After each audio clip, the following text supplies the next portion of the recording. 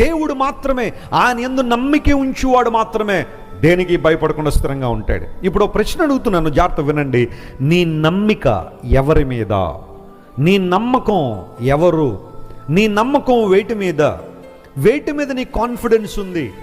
కొన్నిసార్లు మన జీవితాల్లో బైబిల్లో ఉన్న రెఫరెన్స్లు ఇవన్నీ నేను కొత్తగా చెప్పేం కాదు. కొంతమంది తన ధన సమృద్ధి యందు ఏముంచుతారట? నమ్మిక ఉంచుతారని బైబిల్లో ఉంది. తమ యొక్క ధన సమృద్ధి యందు నమ్మిక ఉంచేవారు. అంటే దాని అర్థం ఏంటో తెలుసా? మాకు పుష్కలంగా డబ్బు ఉందండి వెస్లీ గారు, మాకు ఏదైనా కష్టం వచ్చిందంటే, ఇబ్బంది వచ్చిందంటే ఆ డబ్బే సమస్యలన్నీ ఏం చేస్తుంది? పరిష్కరిస్తుందని. అది నిజమేనంటారా? మనకున్న సమస్యలను డబ్బు పరిష్కరించగలదా? ఎప్పుడో మాట చెప్తాను, జాగ్రత్త వినండి. ప్రపంచంలో నీకున్న డబ్బు ఏది కొనడానికైనా ఉపయోగపడద్దేమో కానీ ప్రశాంతతను, సమాధానాన్ని కొనడానికి మాత్రం ఉపయోగపడదు. రాజమండ్రి మార్కెట్లోకి వెళ్ళి ఒక 1000 రూపాయలు పట్టుకెళ్ళి 1000 రూపాయలు సమాధానం ఇవ్వండి అంటే ఎవరైనా ఇస్తారా? ఎవరు. రాజమండ్రి కాదు, మీరు ఏ మార్కెట్లోకి వెళ్ళినా దొరకదు.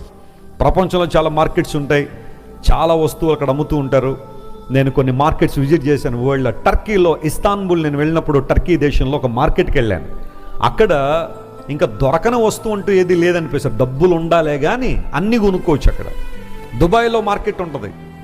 అమెరికాలో అట్లాంటాలో ఒక షాపింగ్ మాల్ ఉంటుంది.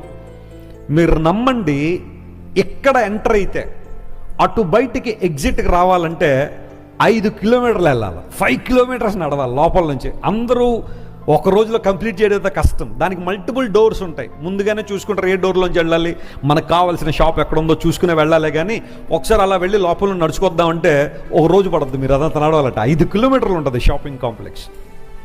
యు గెట్ ఎవ్రీథింగ్ దేర్, అన్నీ పొందుకుంటాం. Amazon.com ఈరోజున ఆన్లైన్ ప్లాట్ఫామ్. దానిలో దొరకని వస్తువు అంటూ ఏదీ లేదు. ఆఖరికి పిడకలు కూడా అమ్మేస్తారు దానిలో. నిజం, అమెరికాలో పిడకలు అమ్మేస్తారండి అమెజాన్లో. దాన్ని డంగ్ కేక్స్ అంటారు వాటిని. ఇంగ్లీష్లో చాలా పొలైట్గా డంగ్ కేక్స్. మరి ఎందుకు వాడతారో తెలియదు మనకి. ఇదివరకు పిడకలు మనం దేనికి వాడేవాళ్ళం? పొయ్యిలో పెట్టడానికి. మరి ఇప్పుడు పిడకలు దేనికోసం కొనుక్కుంటారో తెలియదు కానీ అవి కూడా అమ్మేస్తారు దానిలో. అమెజాన్ వాస్తవానికి జెఫ్ బెజోస్ 20 రకాల పుస్తకాలతో ఆ ప్లాట్ఫామ్ స్టార్ట్ చేశాడు. కేవలం బుక్స్, అది కూడా పాత పుస్తకాలు. మీరు ఎవరైనా పాత పుస్తకాలు కొనుక్కోవాలంటే మా ఆన్లైన్ ప్లాట్ఫామ్ మీదకి రండి, అందులో పుస్తకాలు ఉంటాయని ముందు బుక్స్ స్టోర్గా స్టార్ట్ అయిన అమెజాన్ ఈ రోజున అన్నీ దానిలో ఉన్నాయి. You buy everything with your money, but listen to me, you can buy happiness and joy and peace with your money. నీకున్న డబ్బుతో సమాధానాన్ని కొనుక్కోలేవు, ఆనందాన్ని కొనుక్కోలేవు, శాంతిని కొనుక్కోలేవు. లిసన్ టు మీ, నీకున్న డబ్బుతో కొన్ని దేశాల పౌరసత్వాన్ని కూడా కొనుక్కోవచ్చేమో.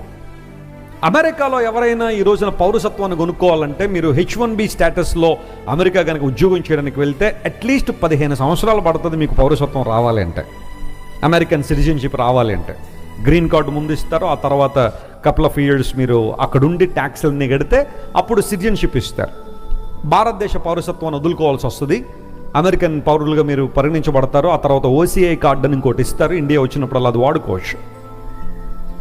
అమెరికా పౌరసత్వాన్ని 1 సంవత్సరంలో కావాలి అనుకుంటే ఇన్వెస్ట్మెంట్ వీసా అని ఒకటి ఉంది అమెరికాలో.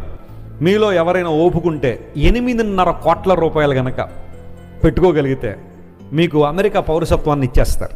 అమెరికన్ సిటిజన్షిప్ వచ్చేస్తుంది, మీకు గ్రీన్ కార్డు ఇస్తారు, మీ ఫ్యామిలీ అంతటికి ఇస్తారు. చాలామంది మన భారతదేశంలో మల్టీ మిలియనర్స్ అందరూ కూడా ఈ రోజున ఆ వీసా కేటగిరీలో అమెరికా వెళ్ళిపోతున్నారు. 8.5 కోట్లు ఖర్చు పెట్టాలి, $1 మిలియన్. అమెరికా పౌరసత్వాన్ని కూడా కొనేసుకోవచ్చు నీకు దగ్గర డబ్బులు ఉంటాయి. కానీ ఒక మాట విను, నీకున్న డబ్బుతో భూమి మీద ఏదైనా కొనుక్కోవచ్చు కానీ ప్రశాంతతను కొనుక్కోలేవు. నీకున్న డబ్బుతో భూమి మీద ఏ ప్రాంతానికైనా తిరగచ్చేమో కానీ పరలోక రాజ్యానికి మాత్రం వెళ్ళలేవు. పరలోక రాజ్యం డబ్బుతో కొనే స్థలం కాదు అది. మొదటి సర్వీస్లో కూడా చెప్పాను, ఒకడు క్రొత్తగా జన్మించితేనే కానీ వాడు దేవుని రాజ్యాన్ని చూడలేడు. పరలోక రాజ్యం చేరాలంటే ఒకే ఒక కండిషన్ ఏంటో తెలుసా? మారు మనసు పొందిన వ్యక్తి అయి ఉండాలి. నీ జీవితాన్ని ప్రభువుకు అప్పగించిన వ్యక్తి అయి ఉండాలి.